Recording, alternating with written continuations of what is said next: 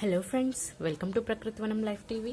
ఈరోజు మీకు చాలామందిని వేధించే సమస్య ఏంటంటే పైల్స్తో చాలామంది బాధపడుతుంటారు. ఈ పైల్స్ని మూల వ్యాధి కూడా అని అంటారు. వీటిని ఆర్ష మొలలు అని కూడా అంటారు, మొలలు అని కూడా అంటారు.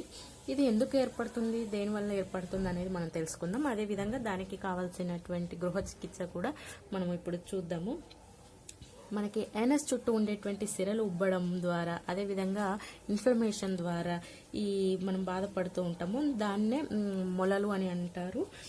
దీనికి తగ్గించేటువంటి అద్భుతమైన ఔషధ గుణాలు ఆయుర్వేదంలో చాలా ఉన్నాయి. ఆయుర్వేదంతో శాశ్వతంగా మనము ఈ పైల్స్ని తగ్గించవచ్చు. ఈ మల ద్వారం నుంచి రక్తం పడి వాటిని దురద ఉంటుంది, కొంతమందికి నొప్పి ఉంటుంది, రక్తస్రావం అవుతుంది. దీని ద్వారా నీరసం, నిస్సత్వం వంటి లక్షణాలు కూడా కనిపిస్తూ ఉంటాయి. కాబట్టి వాటిని మనం తగ్గించుకోవడానికి మనం ఇప్పుడు గృహ చికిత్స చేసుకుందాం. అసలు ముందుగా ఇవి ఎట్లా వస్తాయి, దీనికి కారణాలు ఏంటంటే ముఖ్యంగా చెప్పాలంటే మారుతున్నటువంటి మన జీవన శైలి, ఆహారపు అలవాట్లు, తర్వాత జంక్ ఫుడ్ తీసుకోవడము, నిద్రలేమి, తర్వాత ఒత్తిడి, తర్వాత తగినంత నీరు తీసుకుపోవడం, మలబద్ధకం అంటే కాన్స్టిపేషన్ సమస్య, అదేవిధంగా ఎక్కువసేపు కూర్చోవడం, ఇవన్నీ కూడా మనం కారణాలుగా చెప్పుకోవచ్చు.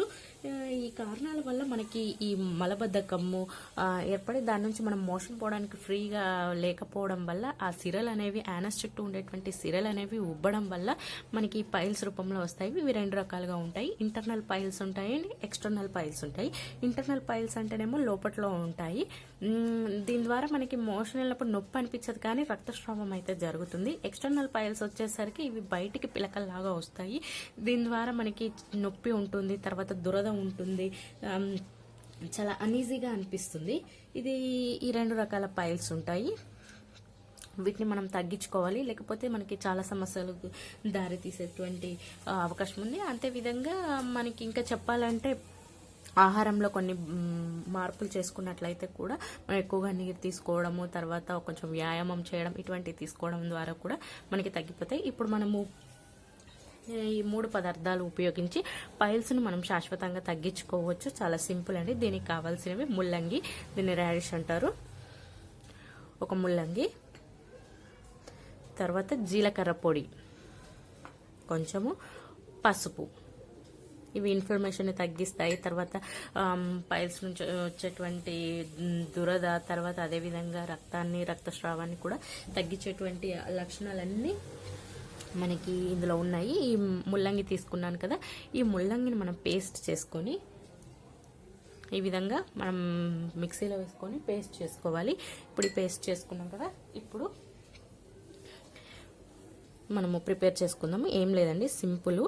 కొంచెం జీలకర్ర తీసుకున్నాం కదా, ఒక అర టీ స్పూను జీలకర్ర తీసుకున్నాం కదా, ఈ జీలకర్రలో కొంచెం పసుపు, అదేవిధంగా ఇంకా ముల్లంగి యాడ్ చేసుకోవాలి. ఈ విధంగా ముల్లంగి పేస్ట్ని ఈ విధంగా మనం పేస్ట్ చేసుకున్న దాన్ని ఇట్లా మనం చేసుకొని, దీన్ని మనకి ఎక్కడైతే మనకి పైల్స్ ఉంటాయి కదా, బయటకు వచ్చిన పైల్స్, ఎక్స్టర్నల్ పైల్స్ ఉంటాయి కదా, ఆ పైల్స్ మీద మనం అప్లై చేసుకోవాలి. ఈ పేస్ట్ని కొంచెం పడుతుందని ఇప్పుడు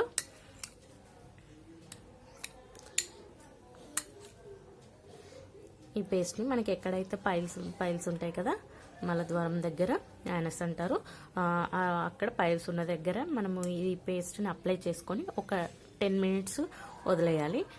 అలా వదిలేసిన తర్వాత మళ్ళీ వాష్ చేసుకోవాలి. వాష్ చేసుకున్నట్లయితే మీకు ఈ విధంగా చేస్తే వితిన్ 10 డేస్లోనే మీకు పైల్స్ అనేవి పూర్తిగా తగ్గిపోతాయి. అవి ఎక్స్టర్నల్ పైల్స్కి చాలా బాగా ఉపయోగపడుతుంది. ఒకవేళ మీకు ఇంటర్నల్ పైల్స్ ఉన్నట్లయితే ఈ ముల్లంగి ఉంది కదా, ఈ ముల్లంగిని మీరు ఆహారంలో భాగం చేసుకోండి.